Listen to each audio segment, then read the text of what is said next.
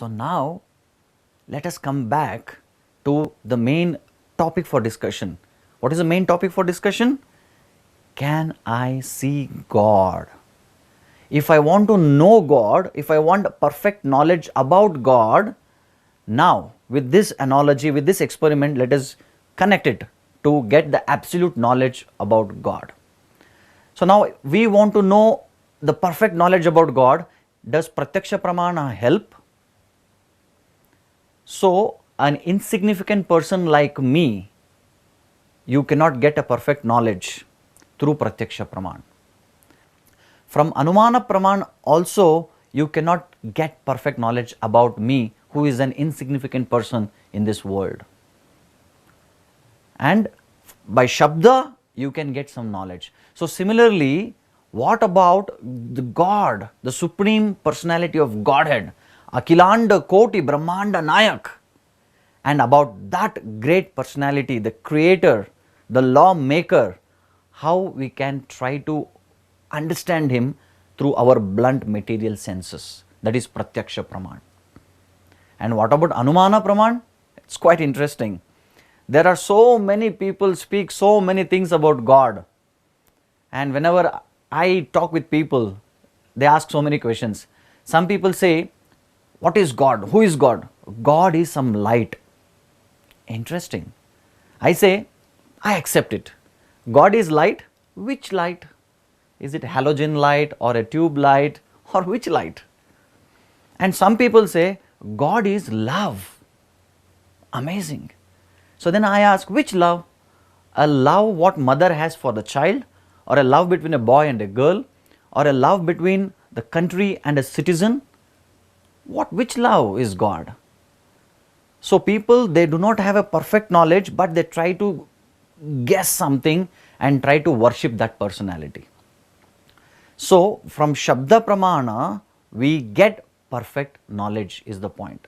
So now to get knowledge about God, we need Shabda Praman. So as I said in our experiment, it becomes very easy when we hear from the person. So you want to know about me, just ask me your questions, and whatever I answer, you can easily believe it, and it will be a perfect knowledge. Now all of us, we have a challenge. What is the challenge? We understood, we accepted that yes, Shabda Pramana is the perfect way of getting knowledge. And now the question is, I want to ask God these questions. Dear God, what is your favorite food? Dear God, what is your mobile number? What is your address? I want to ask. But the point is, where is God? Getting my point? I want to know about God. I know the perfect way of getting knowledge about God is Shabda Praman. But the point here is to ask these questions. Where is God? God is not visible. God is not there in front of me. So what should I do? Can I see God? Yes. Can I see God? Yes, I can see God in 3 ways. So this session will give you an eye-opening understanding about how we can see God. Are you ready? Let's explore. So there are 3 ways to see God. And the first among them is Shabda Praman. Just now I discussed about it. So through Shabda, meaning we can see God through our ears, not just through our eyes, through our ears. Now all of you are confused? What is this person speaking about? Generally we see through our eyes, right? How can we see through ears? Ears are meant to hear, not to see. Yes, you are right, but the scriptures gives amazing understanding about this concept. So I'll make it easier to understand with a small analogy. There is a blind person. In his life, he has never seen anything. Now, we have found an eye specialist, eye surgeon, and he promised that I will treat this person, I will give him the eyes. So now today, there is operation is done, the blind person is sitting, he is blindfolded because after the operation, they put the band-aid around the eyes, and now it's time to unfold the blind, and this blind person is no more going to be blind. He has got the eyesight. Now he will open his eyes. Let us see whether he will be able to see or not. Now the operation is done. The operation is successful. Eye surgery is done. Now the blind person is just sitting and we are unfolding. So we just remove the band-aid. Now we ask the blind person, "Sir, come on, open your eyes." And he slowly opens his eyes. And he is just looking around and he is not able to understand what it is. Now my question is, in front of this blind person, I show him a knife. And a blind person is there just in front of me. I show him this knife and ask him, "Dear sir, what is this?" I will bet this blind person cannot recognize the knife.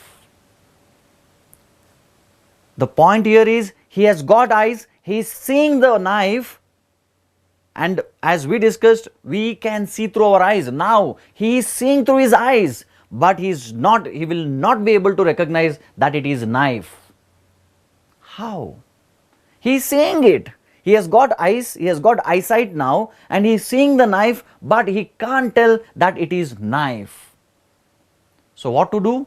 Give that knife to him and he will feel it, he will touch it and he will feel it, and then he will say, "Sir, this is knife." So by this, what do we understand? Actually speaking, we don't see things as it is through our eyes, but through our knowledge. So here the blind person, even though he was seeing the knife, but he could not recognize it because he had no knowledge. So once we have knowledge, so then through knowledge we see. That is what in the Shastras it is called Jnana Chakshu. There is Jnana Chakshu, there is Shastra Chakshu. So what we have is called Charma Chakshu. So through Charma Chakshu we just see things, but we may not get the exact idea, exact understanding about what we are seeing. But when we have read Shastra, when we have got wisdom, and with that wisdom when we see things, then we get more clarity. That is my point. So here, that is what, if I start telling you a story, like once upon a time, there was Krishna and Sudama. Sudama was a poor Brahmana. He was wearing dress which had so many holes. Are you able to visualize? Now, I just started speaking about Krishna and Sudama. Immediately you started seeing Sudama. How? So through ears, you are able to see it. That is the point. Hope now all of you have got a fair idea about Shabda Praman. So through Shabda, we can see. So we can see God through Shabda. That means by reading Vedic scriptures and Vedas give us enormous knowledge about who is God and all his whereabouts. That's why the Shastras say Vedas are like mother and God is like father. So when we approach our mother, mother tells us who is our father. And once mother says, "Beta, son, this is your father," we don't question the mother. We accept it, and that is the faith. So this is the first way of seeing God.